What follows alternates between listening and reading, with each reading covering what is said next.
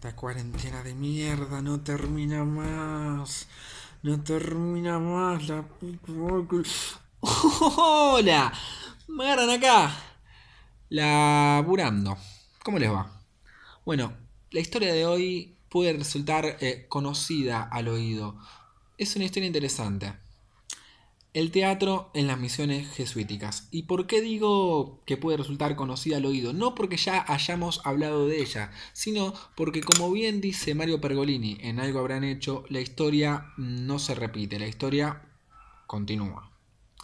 El teatro, a través de la historia, fue utilizado como medio para imponer o representar diferentes ideas, ya desde la representación de los dioses, allá en la antigua Grecia, o la imitación de los animales en los ritos de caza, podemos ver que el ser humano tiene la necesidad de representar las figuras tanto reales como mitológicas. El hombre tiene la necesidad de tomar conciencia de la importancia de la comunicación para las relaciones sociales. Ahora bien, ¿qué pasa cuando el hombre usa esta herramienta para imponer o para buscar imponer una cultura? Bueno, esta linda, bonita y peculiar historia habla un poquito de eso.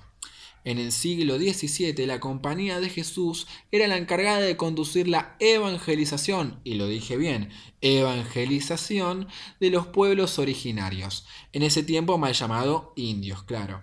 Esta misión fue implementada principalmente en la región que hoy conocemos como Argentina, Paraguay y Uruguay, abarcando también algunas zonas de Brasil, Bolivia y Chile.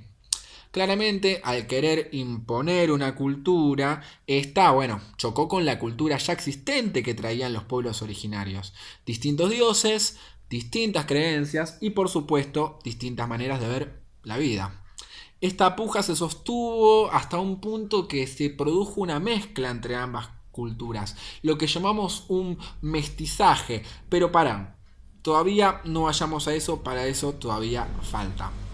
Primero tenemos que preguntarnos cómo hicieron para utilizar el arte, y en este caso, el teatro como herramienta evangelizadora, y por qué. Bueno, para eso tenemos que retroceder al año 1596, cuando el padre Barzana representó por primera vez una obra teatral representada por jóvenes actores pertenecientes, claro, al colegio jesuítico.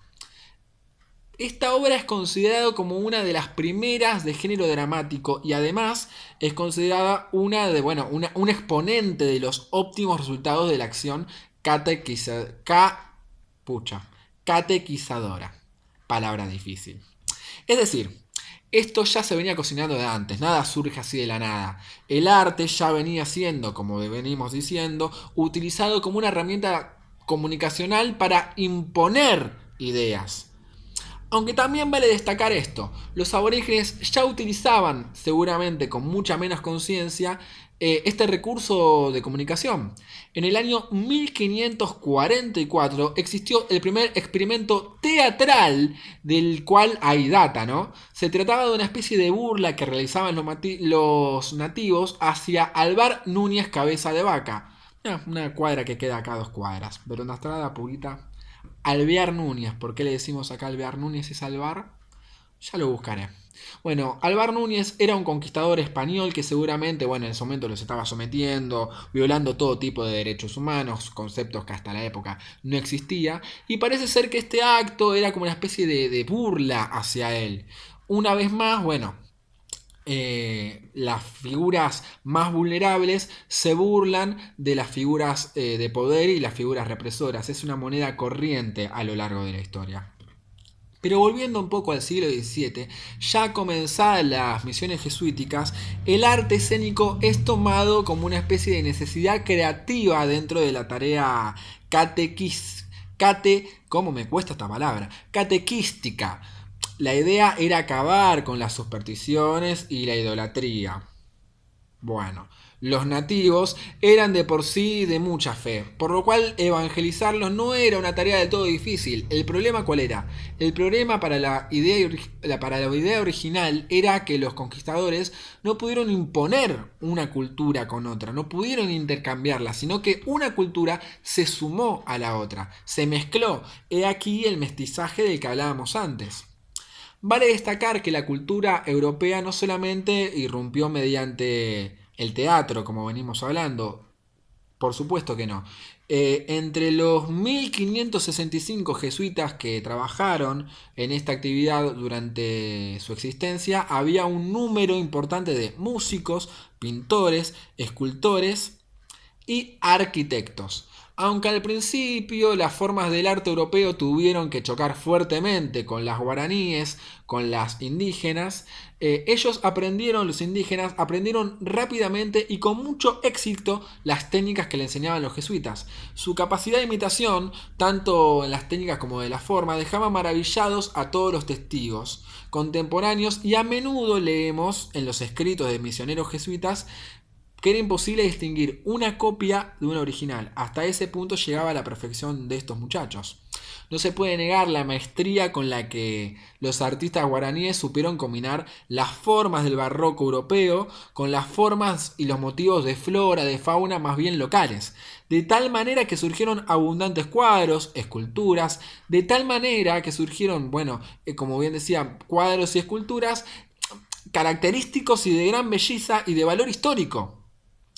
Algunos autores de hecho llaman a este badaje de cultura el barroco jesuítico guaraní, diferenciándolo así del barroco, bueno, hispanoamericano conocido hasta la época. Sin embargo, de todas las manifestaciones artísticas, la que más irrumpió fue la música. Porque ella fue un contraste muy grande con lo conocido hasta el momento por los aborígenes. A pesar de que, bueno, la armonía europea tuvo que sonarle sumamente rara y que los instrumentos autóctonos, a diferencia de los europeos, servían sobre todo para marcar un ritmo en las ceremonias, bueno, religiosas que se hacían en ese momento, los guaraníes mostraron un enorme talento para aprender las melodías barrocas. Como, bueno, decían muchos jesuitas que quedaron maravillados con estas capacidades.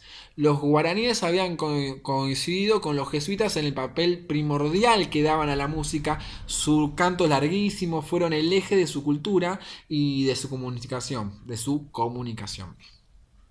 Una vez más podemos notar cómo las culturas no se tapan la una con la otra, sino que las culturas se mezclan. Y es por esto que la historia se va repitiendo en nuestra historia, pero bueno, ya habrá tiempo para seguir hablando de ello. Espero que les haya gustado la historia de hoy y recuerden, si quieren trasplantar una idea, no intenten imponerla, sino súmenla. Nos vemos por Zoom. Nos vemos por Zoom. Chau, chau.